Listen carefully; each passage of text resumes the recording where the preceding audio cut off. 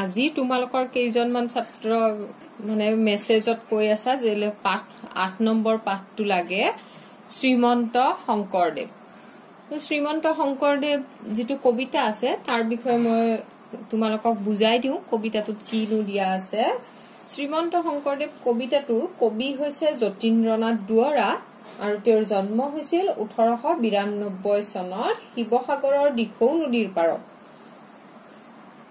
গতিকে আমি পিছত পঢ়িম ন যতীন্দ্ৰনাথ দুৱৰাৰ বিষয়ে। এতিয়া আমি শংকৰদেৱৰ বিষয়ে অলপ জানো। শংকৰদেৱ ধৰ্ম প্ৰচাৰক আছিল, লগতে সমাজ সংগঠকো আছিল, গায়ক আছিল, এজন ভাল গায়ক আছিল, অভিনেতাও আছিল, তাৰ পিছত ধুনীয়া ছবিও আঁকিছিলে শংকৰদেৱে। গতিকে তেওঁ অসমীয়া সমাজৰ বহুত মানুহৰ মাজত চলি থকা অন্ধবিশ্বাস তেওঁ নোহোৱা কৰিছিলে আৰু তেওঁক আমি মহাপুৰুষ আখ্যা দিও বা আমি সকলোৱে শ্ৰীমন্ত শংকৰদেৱ মহাপুৰুষ শংকৰদেৱ এনেদৰে চিনি পাওঁ। এতিয়া চোৱা এই কবিতাটোত কি কৈছে। প্ৰথমতে দিছে কোন দূৰ অতীতৰ ধ্যানমগ্ন যোগী তুমি। শংকৰদেৱক কবি কোন আছিল কবিতাটোৰ? যতীন্দ্ৰনাথ দুৱৰা। তো যতীন্দ্ৰনাথ দুৱৰাই কবি কি বুলি কৈছে? কোন দূৰ অতীতৰ ধ্যানমগ্ন যোগী তুমি। যোগী মানে হৈছে তোমাৰ ঋষি মুনি বিলাকক কৈছে। ইয়াতে কি কৈছে যে শংকৰদেৱ বহুত যুগৰ আগৰ এজন ঋষি আছিল, ধ্যানত মগ্ন হৈ থকা। মগ্ন শব্দটোৰ অৰ্থ হৈছে অকল ভগৱানৰ চিন্তাত বিলীন হৈ থকা, কৃষ্ণ বিষ্ণুৰ চিন্তাত বিলীন হৈ থকা। তেওঁক মগ্ন যোগী বুলি কৈছে, এজন ঋষি মুনিৰ লগত তুলনা কৰিছে। তাৰ পিছত কি কৈছে চোৱা, তব পুণ্য কিৰণেৰে কৰিলা পবিত্ৰ ভূমি। তব পুণ্য মানে হৈছে তোমাৰ পুণ্য, মানে শংকৰদেৱে ইমান ভাল কাম কৰিছিল। আমাৰ সাধাৰণতে কি বিশ্বাস হয় যে ভাল কাম কৰিলে মানুহৰ পুণ্য হয়। গতিকে ইমান ভাল কাম কৰিছিল, গতিকে শংকৰদেৱৰ তেনেকুৱা পুণ্যৰ কিৰণ মানে পোহৰে কৰিলা পবিত্ৰ ভূমি। গোটেই অসমখনক কি কৰা বুলি কৈছে? গোটেই অসমখনক পবিত্ৰ কৰা বুলি কৈছে। তাৰপিছত চোৱা প্ৰথম এই 2 লাইন হৈছে। তাৰপিছত চোৱা নিৰলে বজাই বিনা কোন কবি কাননত স্বৰ্গৰ বাতৰি আনি দিলা দেৱ মৰতত। ইয়াতে নিৰলে শব্দটোৰ অৰ্থ হৈছে তোমাৰ অকলে, মনে যে অকলহৰে, তেওঁৰ কোনো লগ নাছিল। গতিকে অকলে তেওঁ কি কৰিছিলে? বীণ বজাইছিলে। আৰু বীণখন কানন শব্দটোৰ অৰ্থ হৈছে ফুলনি। কোনোবা গোটেই অসমখনক কি বুলি ধৰিছে? যে এখন ফুলনি ভলি ধৰি কোনোবা কবিৰ কাননত, কোনোবা এজন কবিৰ কাননত কি কৰিছে? অকলে বীণ বজাই তেওঁ স্বৰ্গৰ বাতৰি বিলাক এই দেৱমৰত মানে ইয়াতে পৃথিৱীখনৰ কথা বুজাইছে যে শংকৰদেৱে ইমান কষ্ট কৰিছে, অকলে তেওঁ মানে ধৰ্ম প্ৰচাৰ কৰি কি কৰিছে? গোটেই পৃথিৱীখনত বিলাই ফুৰিছে স্বৰ্গৰ বাতৰি, মানে ভগৱানৰ কথা যিহেতু কৈ ফুৰিছে সেইকাৰণে কি কৈছে? স্বৰ্গৰ বাতৰি বিলাই ফুৰা বুলি কৈছে। ভগৱানৰ কথাবিলাক তেওঁ গোটেই পৃথিৱীত গাই ফুৰিছে। বিভিন্ন বৰগীতত আমি গম পাওঁ, বিভিন্ন বৰগীতত আমি বিষ্ণুৰ বৰ্ণনা শুনিবলৈ পাওঁ, তেওঁৰ বিভিন্ন কৰ্মৰাজিৰ বিষয়ে শুনিবলৈ পাওঁ। যেনেকে সৰু কালত কৃষ্ণক কেনেকে মাকে মাতিলে, কেনেকে তেওঁ দৈ চুৰ কৰি আছিল। গতিকে বিভিন্ন কৃষ্ণৰ বৰ্ণনাবিলাক তেওঁ কৰিছিলে। গতিকে সেয়া হৈছে তোমাৰ স্বৰ্গৰ বাতৰি, স্বৰ্গৰ বিভিন্ন কথাবিলাক আনি দিলা দেৱ মৰতত গতিকে পৃথিৱীত আনি দিয়া বুলি কৈছে তাৰপিছত কি কৈছে চোৱা মধুৰ জংকাৰ তাৰ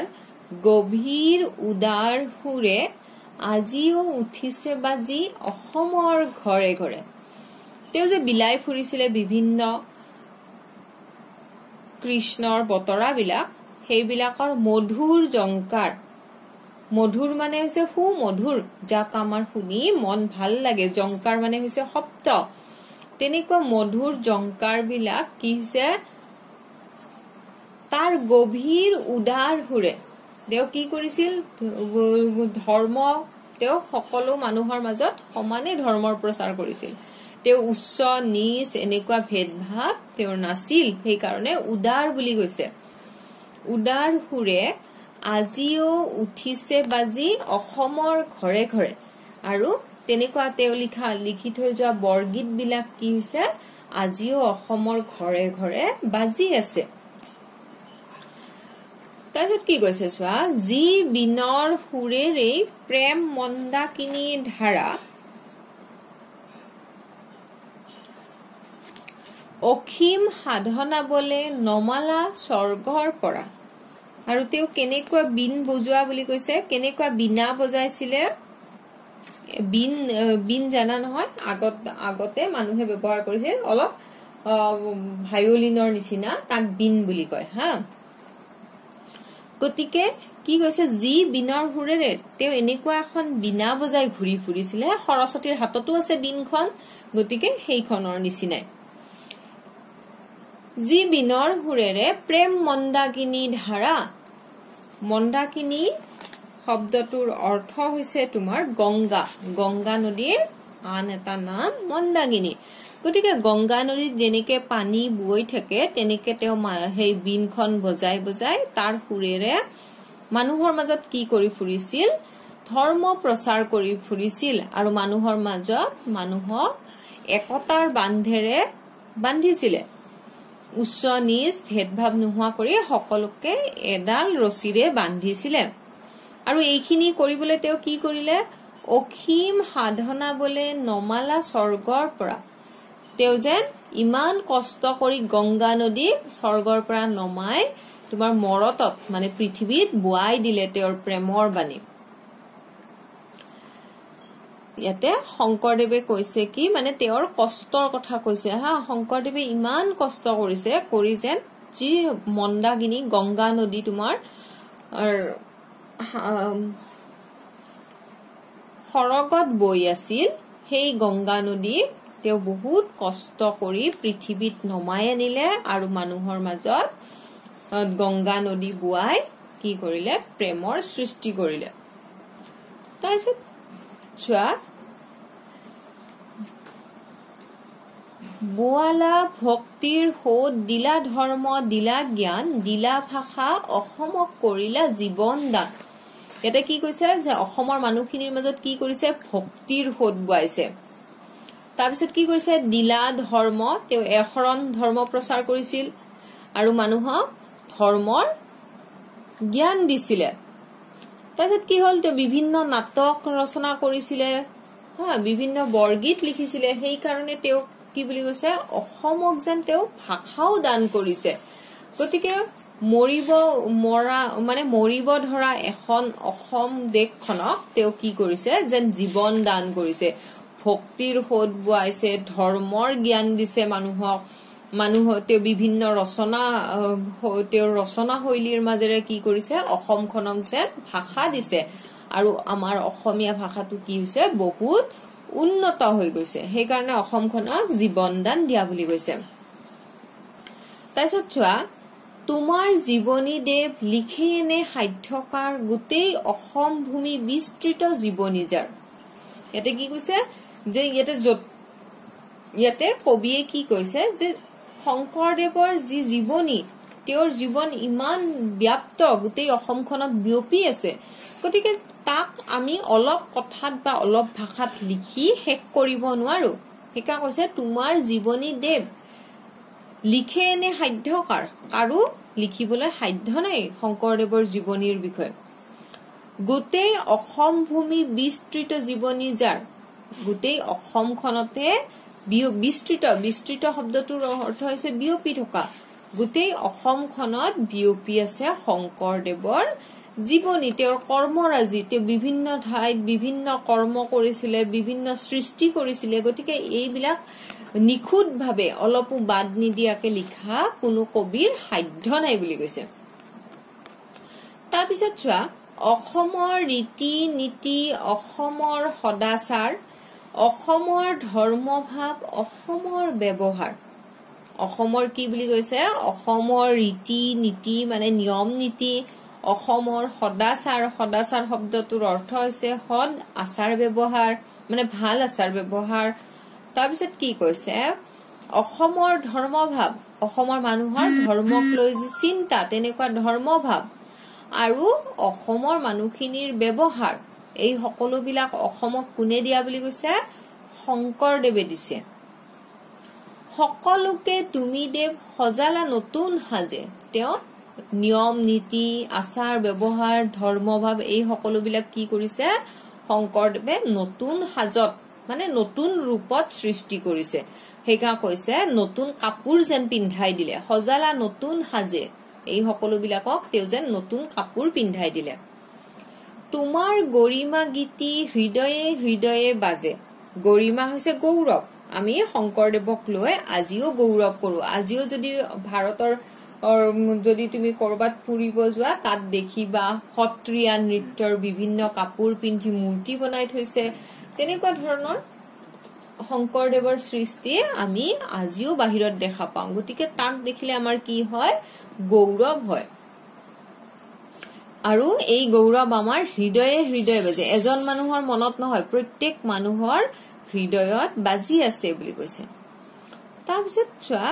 বেদ উপনিষদৰ বাছি বাছি ফুল তুলি কত যতনেৰে দেৱ গাঠিলাই মালাধাৰী ইয়াতে কবিয়ে কি কৈছে যে হিন্দু ধৰ্মৰ বেদ আৰু উপনিষদ এই মহান গ্ৰন্থবিলাকৰ প্ৰাচীন হিন্দু ধৰ্মৰ যি গ্ৰন্থ তাত কি কৰিছে গোটেইবিলাক লোৱা নাই তাৰ পৰা যিখিনি সাৰ গৰ্ভ কথা বাছি বাছি ফুল তুলি যেনেকে আমি হেৱালি ফুলৰ পৰা সৰিলে তলত হেৱালি ফুল পৰি আছে আমি কি কৰিম তাৰে ভাল ফুল কিটাহে বাছিম যিটো আমাৰ প্ৰয়োজনীয় তেনেকুৱা ফুলবিলাক বাছিম মৰহা বা পুৰণি ফুলখিনি আমি কি কৰিম এৰি আহিম গতিকে তেনেকুৱা ইয়াতে শংকৰদেৱ কি কৰিছে বেদ উপনিষদ যিবিলাক আমাৰ হিন্দু ধৰ্মৰ পুৰণি গ্ৰন্থ আছে তাৰ পৰা কি কৰিছে ভাল ভাল কথাখিনি তুলি লৈছে আৰু তুলি লৈ কি কৰিছে তেওঁ এডাল মালা গাথা বুলি কৈছে